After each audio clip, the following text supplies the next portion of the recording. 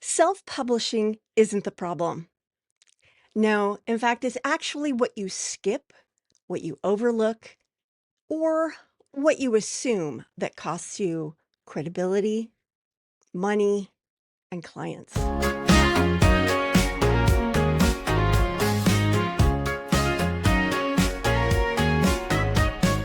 Pour a cup of clarity, sip a spark of insight.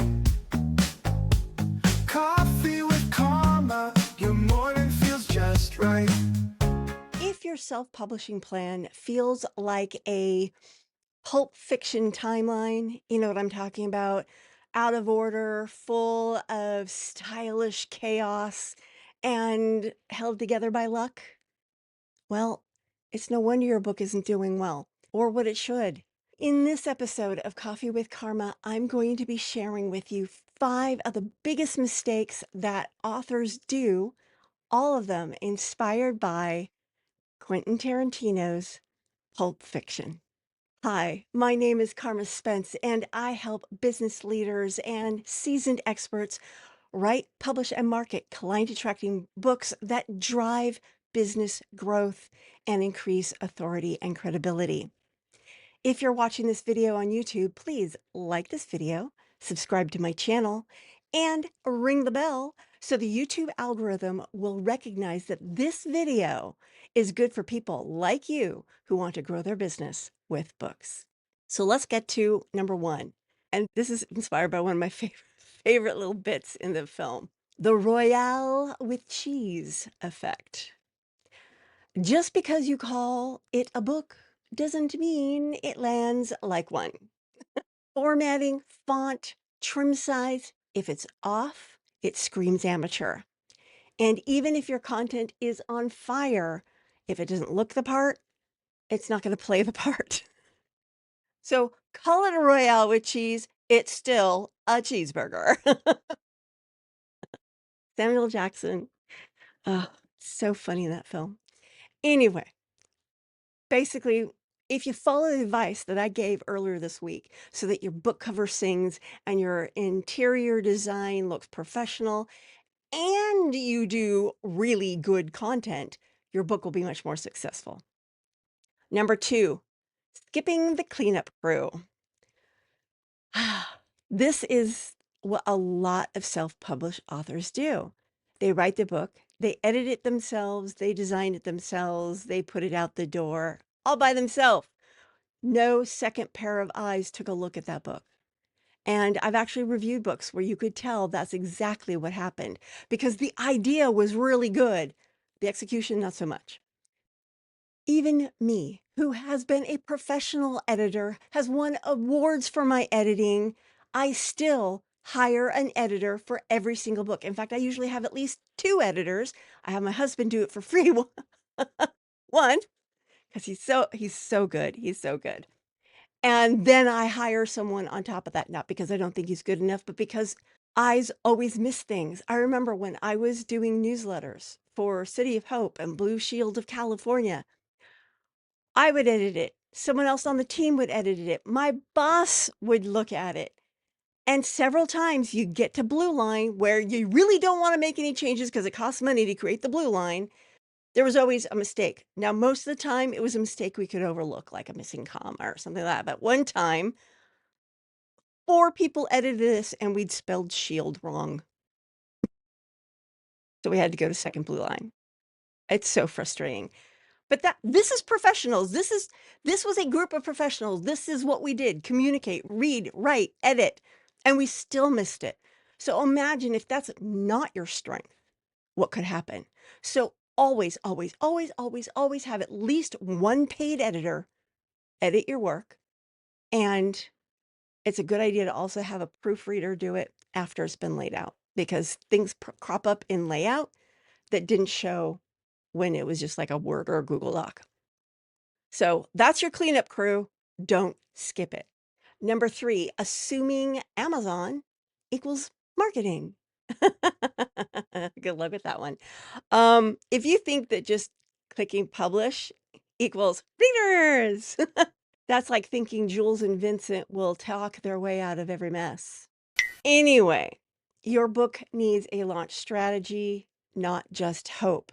And if you need help with that, you can get my book, Serve Up Your Book, for like under $3 on Kindle, and it will lay out everything you need to do from, gee, I just started writing a book all the way through launch. It's got a plan in the back.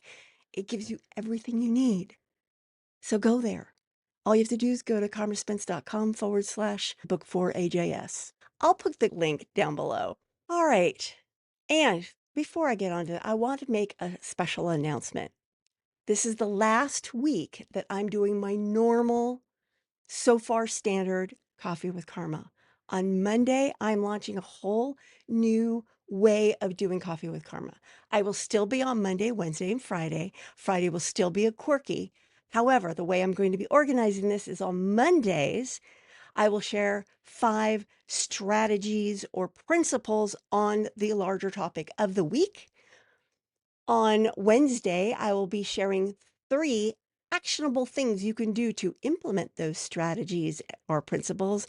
And on Friday, I will be sharing 3 tips inspired by whatever film, TV show, literary, whatever, geeky thing. So still, the big difference is it's 533 instead of 555. And all 3 will be, it'll almost be like one whole episode broken into 3 acts. So it'll all be on one topic and they'll play off of each other. So I just wanted to announce that starts on Monday. Next week will be all about sales. And on Monday, I will be talking about 5 proven strategies to turn your book into a profit engine.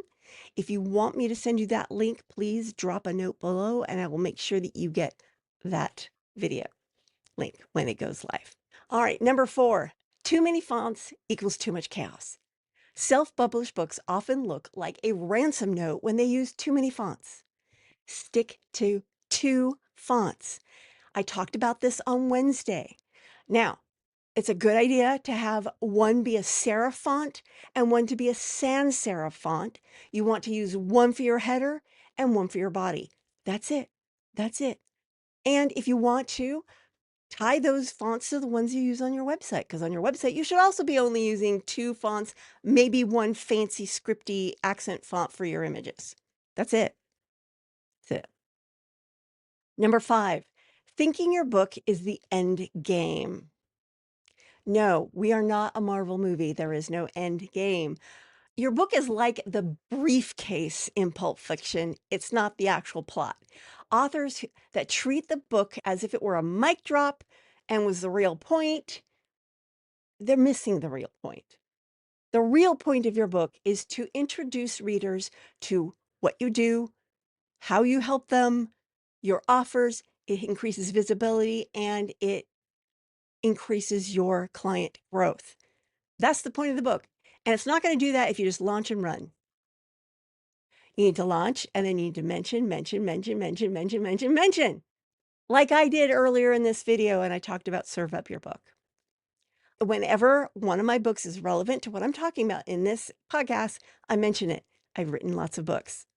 So I've got lots of books to talk about. But if you've only written one, that's okay too, because more than likely that book relates to what you talk about.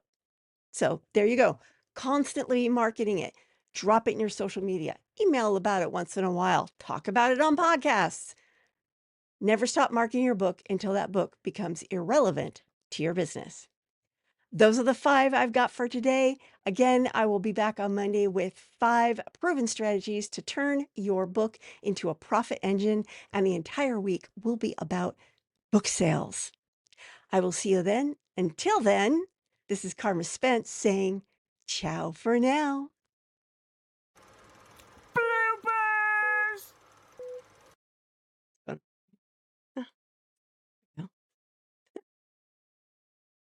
Oh, vanity. If you're self-publishing, let me start that.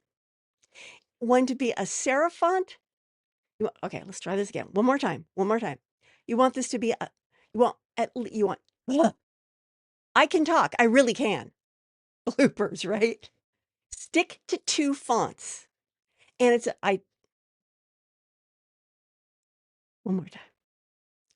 I'm gonna start from the top of this one.